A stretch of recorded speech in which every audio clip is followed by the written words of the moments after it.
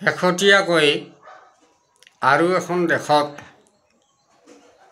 OPS আৰম্ভ হোৱাৰ সম্ভাৱনা। কিছুদিন আগতে আমাৰ বিহাৰৰ যিখন আমাৰ নিৰ্বাচন হৈ গ'ল, তাত আমাৰ নীতিশ কুমাৰ ডাঙৰীয়া আকৌ মুখ্যমন্ত্ৰী হ'ল। তেখেতে কৈছে যে তাত OPS দিব বুলি, আৰু সেই প্ৰস্তুতি চলি আছে। আচলতে এই OPSটো প্ৰত্যেকখন প্ৰদেশৰ মুখ্যমন্ত্ৰীয়ে নিজে দিব পাৰে। যেনেকৈ 5খন প্ৰদেশত চলি আছে, এতিয়াও OPS অৰ্থাৎ পুৰণি পেঞ্চন চলি আছে 5খন প্ৰদেশত। ঠিক তেনেকৈ ইচ্ছা কৰিলে নিজা নিজা মুখ্যমন্ত্ৰীয়ে OPS দিব পাৰে। কিন্তু আমাৰ অসমতো দিব পাৰে, কিন্তু কেলে দিয়া নাই নাজানো।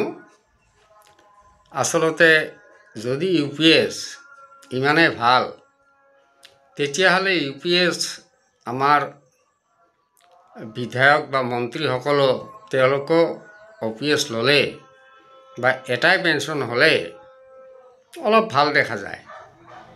এখন দেশত এটাই পেঞ্চন হ'ব লাগে, হয় OPS হওক নাইবা UPS হওক। UPS হ'লে সকলোৰে UPSয়ে হ'ব লাগে, OPS হ'লে OPSয়ে হ'ব লাগে। এতিয়া হিমাচলত শেহতীয়াকৈ হিমাচল প্ৰদেশতো তাতো OPS চলি আছে। এনেকৈ এইবাৰ বিহাৰত হয়তো OPS হ'ব, এনে প্ৰস্তুতি চলি আছে। সেইটো তেওঁলোকৰ নিজা নিজা কথা। কাৰণ OPS দিলে আমাৰ কৰ্মচাৰী বা শিক্ষকখিনিৰ ভৱিষ্যতত চলি থকাৰ এটা সুচল পথ ওলায়, আৰু ল'ৰা ছোৱালী বা ঘৈণীয়েক এইবিলাকো যদি পেঞ্চন থাকে তেতিয়া সকলোৱে ভাল পাব। নহ'লে পেঞ্চনটো নাথাকিলে বৃদ্ধকালক আপোনাক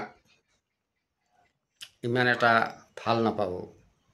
বহুতকে দেখিছোঁ, কিন্তু কিছুমান ল'ৰা ছোৱালী আছে ভাল, সিহঁতে বৃদ্ধকালতো তেওঁলোকৰ দেউতাক বা মাকক ভালদৰে দেখিছে বা চাকৰি বাকৰি আছে, ল'ৰাবিলাকৰ তেনেকৈ চলাই আছে।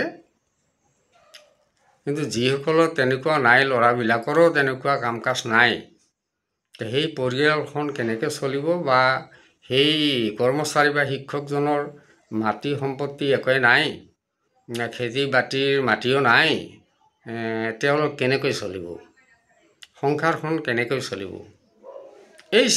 এইটো চিন্তা কৰি আমাৰ অসম চৰকাৰ বা ভাৰত চৰকাৰে এইটো আমাক OPS দিয়াৰ ব্যৱস্থাটো কৰিব লাগে। এই কথাটো মই বহুতবাৰ কৈ আহিছিলোঁ, তথাপি এতিয়ালৈকে চৰকাৰে এইটো কৰিব খোজা নাই। তেওঁলোকে UPSয়ে দিব খুজি আছে। যদিও UPS দিব খুজি আছে, 1 বছৰৰ ভিতৰত বাছনি কৰিব লাগিব, কিন্তু এতিয়ালৈকে অফিচত তেনেকুৱা অৰ্ডাৰ বা নিৰ্দেশ বা তেনেকুৱা কোনো ফৰ্ম অহা নাই, আৰু কেতিয়ালৈকে আহিব নাজানো। 1 বছৰ হৈ গ'লে ইলেকশ্যন পাৰ হৈ যাব, অহা 26ৰ ইলেকশ্যন। হ'বনে নাই UPSটো, সেইটোতো অলপ সন্দেহ আছে। এতিয়া আপোনালোকে জানেই যে আমাৰ এই 25 নৱেম্বৰত যিটো দিল্লী চলো আন্দোলন, আমাৰ বিজয় কুমাৰ বন্ধু ৰাষ্ট্ৰীয় অধ্যক্ষ, তেখেতে বহুত চেষ্টা কৰি আছে, আৰু 27 নৱেম্বৰত আমাৰ কৰ্মবিৰতি এইটো আছে আমাৰ অসমত। অচ্যুতানন্দ হাজৰিকা তেখেতো EPSটো মানি ল'ব পৰা নাই, তেখেতো মানা নাই, তে আৰু আমিও নামানো। কেনেকৈ মানো? সেই যে 10 টকাকৈ কাটিব আপোনাৰ শতকৰা, সেইটোতো ঘূৰাই নিদিয়ে। লামচাম 6 মাহৰ কিবা এটাহে ঘূৰাই দিব। কেইবাৰ কম, কিমানবাৰ কম, এই কথা বহুতবাৰ কৈছোঁ। গতিকে এতিয়া আমাৰ যিসকল অৱসৰ হৈছে তেওঁলোকৰ কি হ'ব গতি, সেইটোলৈ চিন্তা। ময়ো বহুত চিন্তাত আছোঁ। উপায় নাই, যেনেকৈ ভগৱানে ৰাখে তেনেকৈ থাকিব লাগিব, আৰু উপায় নাই। তথাপি চৰকাৰক মই বহুতবাৰ অনুৰোধ কৰিছোঁ, অনুৰোধ কৰি আৰু লাভ নাই। মই এইখিনিতে আজি সামৰিছোঁ। ধন্যবাদ।